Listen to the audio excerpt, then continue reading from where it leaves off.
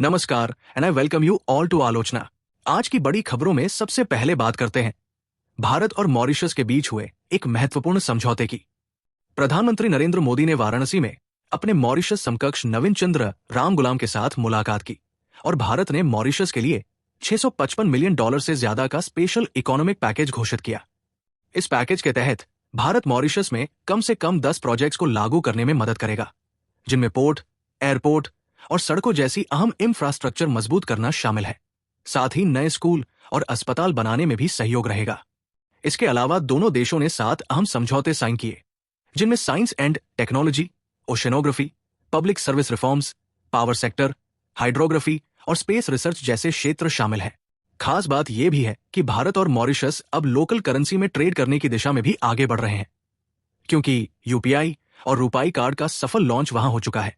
भारत और मॉरिशस के रिश्ते ऐतिहासिक और गहरे हैं। मॉरिशस, जो 1968 में ब्रिटिश शासन से स्वतंत्र हुआ, वहां लगभग 70% आबादी भारतीय मूल की है। भारत और मॉरिशस के बीच कूटनीतिक संबंध 1948 में ही स्थापित हो गए थे। आज यह रिश्ता न सिर्फ सांस्कृतिक और जन संबंधों पर टिका है, बल्कि रणनीतिक, भरोसेमंद और समय की कसौटी पर खरा उतरा है।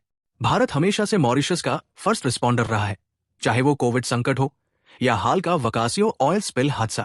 पीएम मोदी के सागर विजन यानी security and growth for all in the region में भी मॉरिशस की भूमिका अहम है। 2021 में दोनों देशों के बीच comprehensive economic cooperation partnership agreement sign हुआ था और आज मॉरिशस भारत की मैरीटाइम सुरक्षा ग्रिड का भी हिस्सा है। ट्रेड के मामले में भी भारत 2005 से मॉरिशस का सबसे बड़ा साझेदार रहा है। 2022 से 23 में द्विपक्षीय व्यापार $554.9 मिलियन का रहा, जिसमें भारत से एक्सपोर्ट होने वाले प्रोडक्ट्स में पेट्रोलियम प्रोडक्ट्स, फार्मास्यूटिकल्स, सीरियल्स और सी फूड शामिल है। अब बढ़ते हैं एक और बड़ी राजनीतिक खबर की ओर। चंद्रपुरम पोनुसामी राधाकृष्णन ने देश के 15वें उपराष्ट्रपति के रूप में शपथ ली। राष्ट्रपति द्रौपदी मुर्मू ने उन्हें 12 सितंबर को राष्ट्रपति भवन में शपथ दिलाई। राधाकृष्णन ने 9 सितंबर को हुए उपराष्ट्रपति चुनाव में विपक्षी उम्मीदवार बी सुदर्शन रेड्डी को 152 वोटों से हराया। ये चुनाव इसलिए हुआ क्योंकि जगदीप धनखड़ ने 21 जुलाई को स्वास्थ्य कारणों से अचानक इस्तीफा दे दिया था। राधाकृष्णन का राजनीतिक सफर काफी दिलचस्प रहा है। 1957 में तमिलनाडु के तिरुपुर में जन्मे राधाकृष्णन 16 साल की उम्र में आरएसएस से जुड़े और 1974 में जनसंघ के राज्य कार्यकारिणी सदस्य बने। 1996 में वो भाजपा तमिलनाडु के सचिव बने और 1998 में कोयम्बटूर से लोकसभा पहुंचे। 1999 में उन्हें दोबारा जीत मिली और सांसद रहते हुए उन्होंने कई संसदीय समितियों में काम किया। 2004 से 2007 तक वो भाजपा तमिलनाडु के अध्यक्ष रहे और 2004 में संयुक्त राष्ट्र महासभा को भी संबोधित किया। 2020 से 2022 तक वो केरल भाजपा के प्रभारी रहे। खेलों में भी उन्हें गहरी रुचि रही है।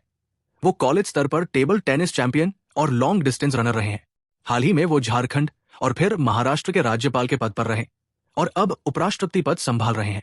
संविधान के अनुसार उपराष्ट्रपति देश का दूसरा सबसे ऊंचा संवैधानिक पद है। वो 5 साल के कार्यकाल के लिए चुना जाता है, लेकिन तब तक पद पर बने रह सकते हैं जब तक उत्तराधिकारी कार्यभार न संभाल ले। उपराष्ट्रपति राज्यसभा के पदेन सभापति होते हैं और जरूरत पड़ने पर राष्ट्रपति की जगह कार्यवाहक राष्ट्रपति की भूमिका निभाते हैं। अगर राष्ट्रपति पद रिक्त हो जाए तो उपराष्ट्रपति 6 महीने तक कार्यवाहक राष्ट्रपति रह सकते हैं। तब तक नए राष्ट्रपति का चुनाव होना आवश्यक है।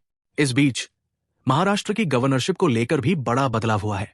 सीपी राधाकृष्णन के उपराष्ट्रपति चुने जाने के बाद राष्ट्रपति द्रौपदी मुर्मू ने गुजरात के राज्यपाल आचार्य देवव्रत को महाराष्ट्र का अतिरिक्त प्रभार सौंपा है। देवव्रत 2019 से गुजरात के गवर्नर हैं और इससे पहले 2015 से 2019 तक हिमाचल प्रदेश के राज्यपाल रह चुके हैं। संविधान के मुताबिक गवर्नर राज्य का प्रमुख कार्यपालिका प्रमुख होता है, ठीक वैसे ही जैसे केंद्र में राष्ट्रपति। गवर्नर मंत्रिपरिषद का मार्गदर्शक और संविधान का संरक्षक होता है। आर्टिकल 153 के तहत हर राज्य के लिए एक गवर्नर का प्रावधान है। हालांकि 7वें संशोधन के बाद एक ही व्यक्ति 2 या अधिक राज्यों का गवर्नर बन सकता है।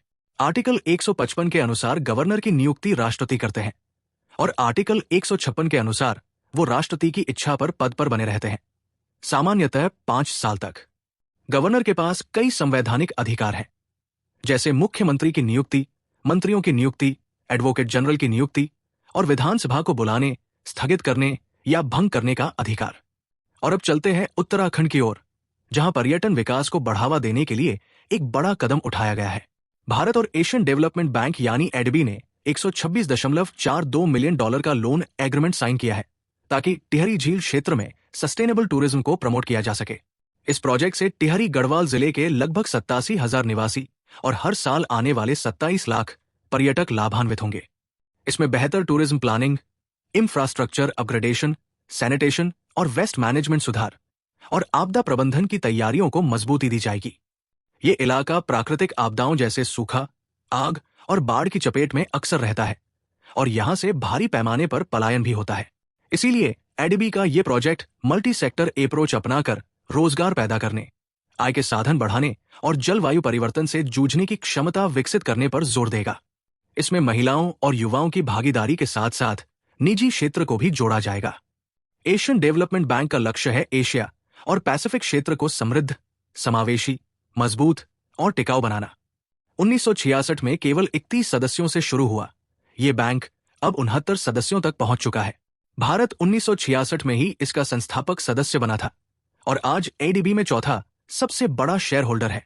भारत में एडीबी ने 1986 से काम शुरू किया और अब तक 655 पब्लिक सेक्टर लोन और ग्रांट्स मिलाकर 59.5 बिलियन डॉलर की सहायता दे चुका है।